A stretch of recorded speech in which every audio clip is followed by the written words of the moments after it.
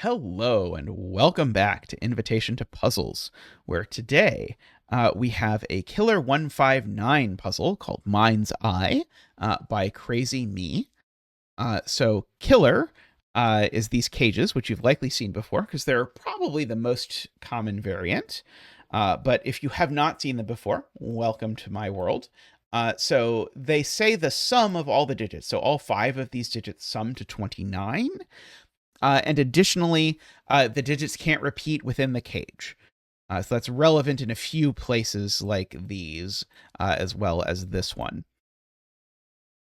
Okay. Also, we have this 159, which is an indexing constraint for specifically the digits 1, 5, and 9, which is why they're in pink. So the pink cells are the ones you have to worry about for the 159. And in a 159 puzzle, it's always just column 1, column 5, and column 9 are pink. There's no sort of additional pieces.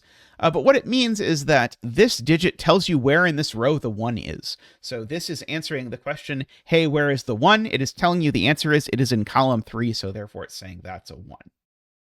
If instead this digit is a 6, it's saying the answer to the question, where is the 1 in this row? It's in the 6th spot. And so on. This column works exactly the same way, except for 5s. So if this is an 8, it's saying the 5 is in column 8.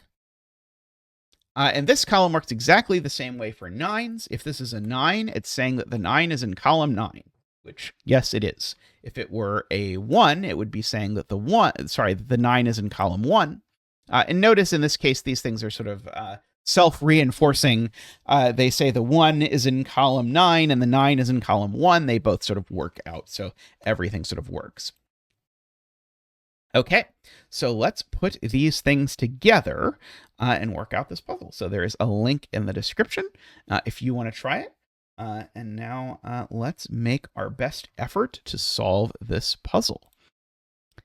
All right, so the first thing I should see in this puzzle is that there's a 9 here, and I'm very bad at this, but I should mention that I know what this digit is because the 9 in this row is in the 5th spot. Or alternatively, the 5 in this row is in the 9th spot. Those sort of say the same thing.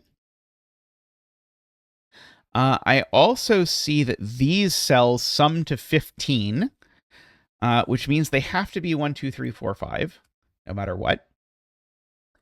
Because a 5 cell sum to 15 has to be 1, 2, 3, 4, 5. So you can put those cages together.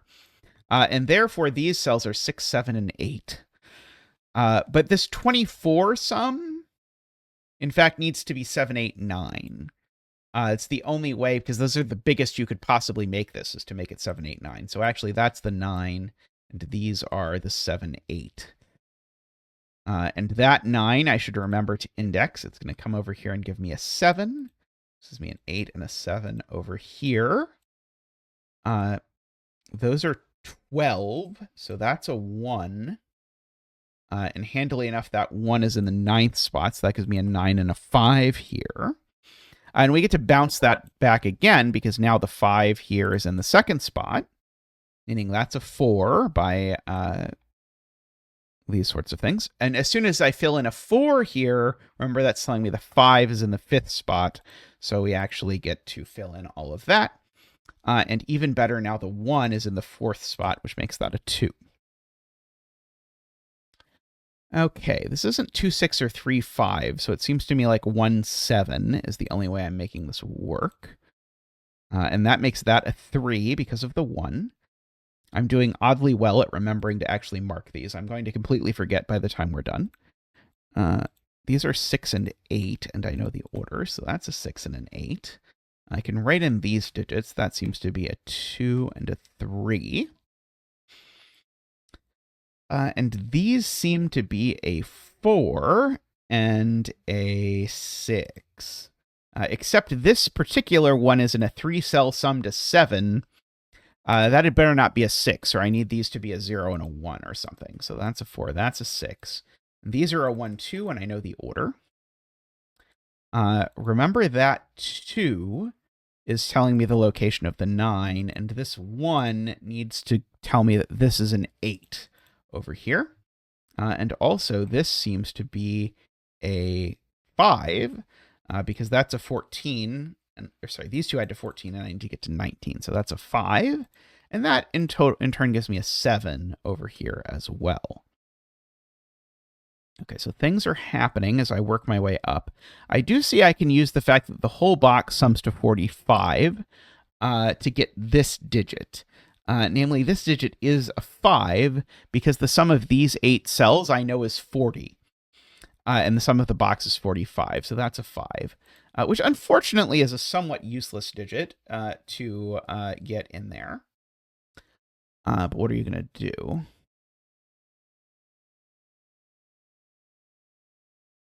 I was checking to see if this cage was minimized yet, but it's not.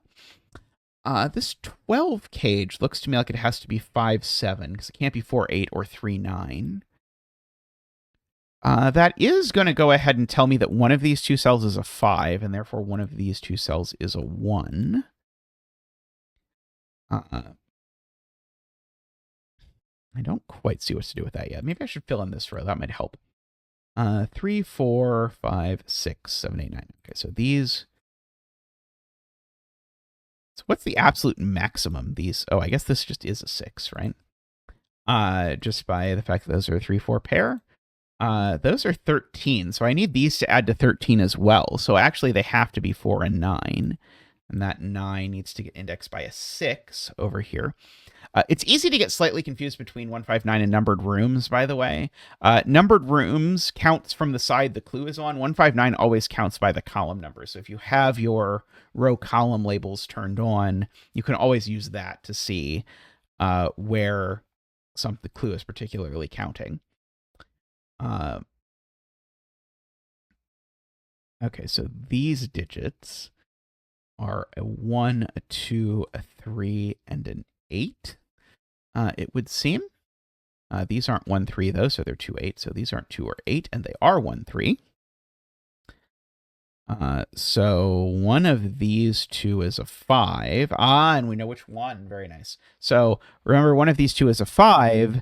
So this indexing is telling me one of these two is a 5, but it's not the one in a column with a 5, 7 pair marked. So that's the one that's the 5, which makes that the 3 and not the 1. And that 1 in turn is indexed by a 6. Let's see.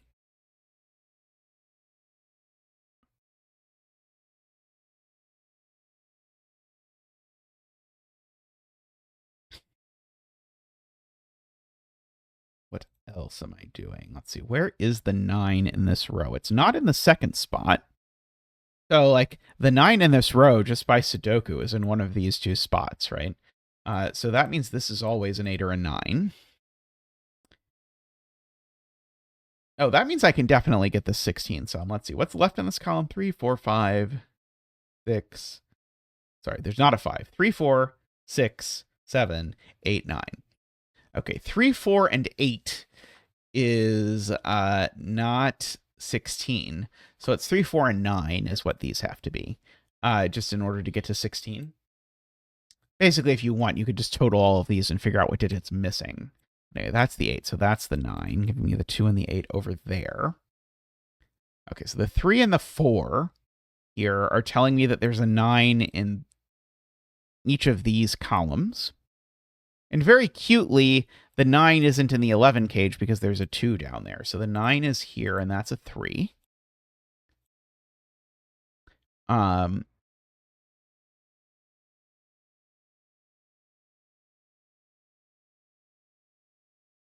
Oh, sorry. I meant to say, so that's a 9 and that's a 4 is what I screwed up and was being very confused by. Because this is the 4th column, not the 3rd column. I can't even make up an excuse about why I thought this was the 3rd column. Let's see. This 11 cage is 4, 7, it looks like. Let's see. My indexing stuff here is a 1, 2, 3, 4, 5, a 6, and an 8. That one's not 1 because remember I've already sort of corner marked that there's a 1 over there. So 6 and 8 are these two cells. One of those two is a 5. I'm not going to corner mark that across boxes, at least not yet. Let's see. What is missing in this box? We seem to be missing a 3, which just goes there by sort of weird Sudoku. a 4 and a 7, which seem to go in these two cells. Oh, apparently this one can't be a 4. Okay, well, that's handy because it also gives me this digit. That is a 7. Okay, those are 13, 18, which makes these sum to 11. But remember, I can't repeat digits in the cage. They can't be 5, 6, or 4, 7. And they can't be 3, 8 because there's a 3 down there. So they have to be 2, 9, which actually gets me... I hit the wrong button. Which gets me that 9, so I can get my 3 and my 9 over there.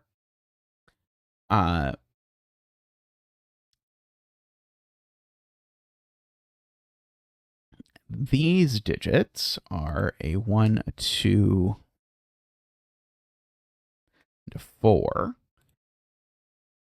which I can just fill in just by what's left over, and conveniently the 2 and the 1 end up working. That's a 1 just by the column. Let's see, I can also do this by the column. Looks like an 8. These are a 3, a 4, and an 8. Okay, making that a 3, It's not a 3, a 4, and an 8. There's an 8 in the box already. So let's try again. There are 3, a 4, and a 6. How about that? Not a 3, that's not a 4. Okay, and we've just got to presumably work our way through this 13 cage business. So here we've got a 1, 2, 7. So that one is the 7. Okay, that's going to be pretty helpful because now I need these to add to 6, and they can't be 2 4s. They have to be 1 with a 5, which actually gives me the 7 and the 5. And also the 8 over here. So that's a 6, which gives me that 5. That's a 1. That's already been indexed. Okay, so now I've got all of our indexing cells, and the puzzle is surely to follow. That is an 8. It's a 2. It's a 3 and a 6. Ursulana used Blood Moon. I am told that this is a Pokemon reference. All right. So, big thank you to everyone for watching. Let me know how you feel about indexing puzzles. I'm famously not a huge fan of indexing puzzles, but I do enjoy them now and then, especially when they're on the more pleasant side, as this is. I tend to have less patience for the harder indexing puzzles. But anyway, let me know what you think. Some people I know are huge fans of indexing. And I'll see you next time on Invitation to Puzzles. Bye for now.